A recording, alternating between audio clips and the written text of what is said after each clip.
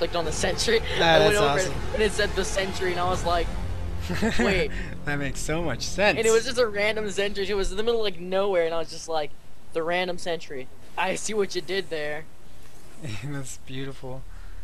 Alrighty, and so right now Rorin I think is going to feel really confident as he sees no expansion for his opponent.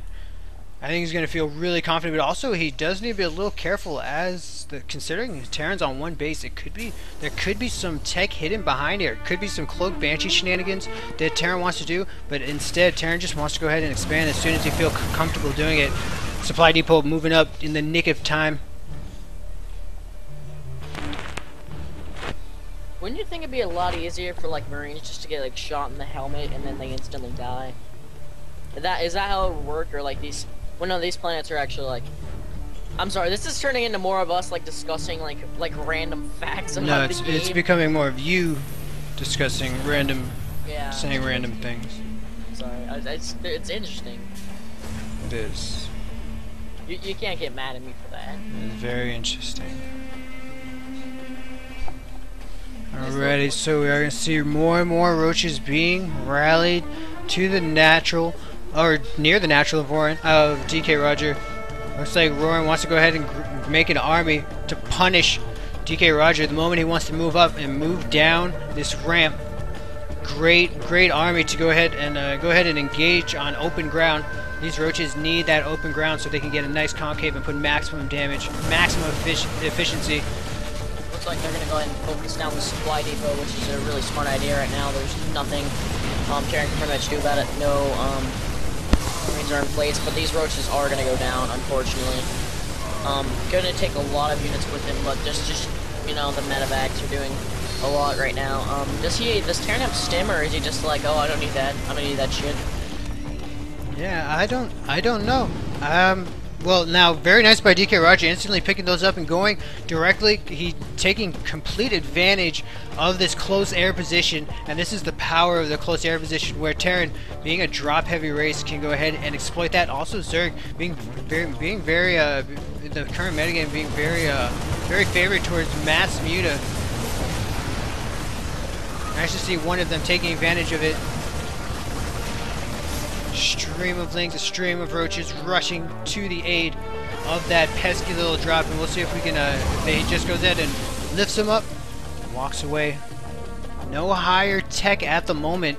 No. The Baneling Very nest. good job by Terran. Very good job by Zerg as well. I think if I was in the position of Zerg right now, and I saw that drop coming, my heart would sink, especially my units were that far out of position, because especially if like knowing that he lost last game due to a drop, or 2 games ago due to a drop.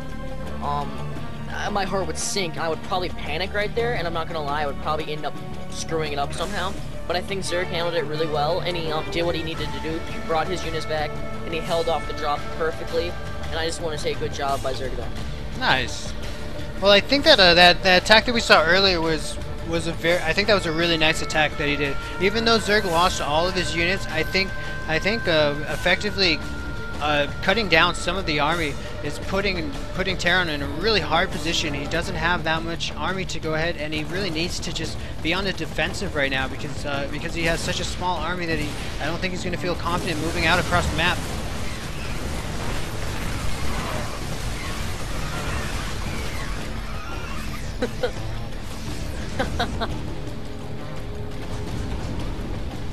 Sorry, the chat was talking about manly things, and I decided to put in Twilight for him. Ready, 3 bunkers up. 3 bunkers up, being the magical number for a lot of freaking hit points to take down. Terran doing exactly what happens whenever Terrans lose an army. They turtle like shit and just build one back up. You Tyrannosaurus Rex, you're a cutie pie, man. You are a cutie pie. Tyrannosaurus Rex, typing in all caps has been dubbed. That's called pulling a muffins. That's a little trait that Gangsta Muffin is well renowned for, where he will just type in complete caps, and that's just We'll see how close you two are going to be, like brothers, or soul, soul partners. May God have mercy on us all. What if G Muffin had a brother just like G Muffin? possible. Anything's possible. That'd be an insane amount of caps. Alright, so we do have the third base not quite being saturated. Not quite being saturated now. Quite yet. Nidus network on the way. Ooh, ginky. Officially done. Means we got to go ahead and look around. Got to scout for these overlords, as that's going to be what he needs. He's going to need that site to go ahead and put his army into most likely the main of his opponent. Yes. I would recommend before doing any Nidus play, you would have like a lot of banelings, because it's not gonna do much if like he has a bigger army than you, and there goes the Nidus Worm. If he has a bigger army than you, there's not much that's gonna happen from just like sending all your units in. Although his army is way out of position. All of his almost all of his troops are in a dropship on the way to the third right now. This Nidus is gonna go down, and all of these Zerglings gonna stream into the base beautifully. Gonna take out a lot of these drones. Yeah, a lot of damage. This drop gonna go down, take out the third, but will that be enough to cripple Zerg's economy? There is still a straight line of Zerglings pouring in the base right now. Yeah, and it looks like they're not. A bunch of them aren't really getting anything done. No. They're gonna kind of. This is just like whenever you see cockroaches and like you're outside and you like pick something and like a swarm of cockroaches come out. This is just exactly what's happening right now. I think this is also reminiscent of the movie Starship Troopers, where at the end it's just a little renegade squad of armed soldiers trying to desperately defend their outposts, because there is this huge alien invasion in the main. Oh, so many invasions. Oh my, all these supply depots are gonna go down. It looks like Zerg is gonna not have that much trouble cleaning this up, and it looks like Zerg is gonna win this battle right now.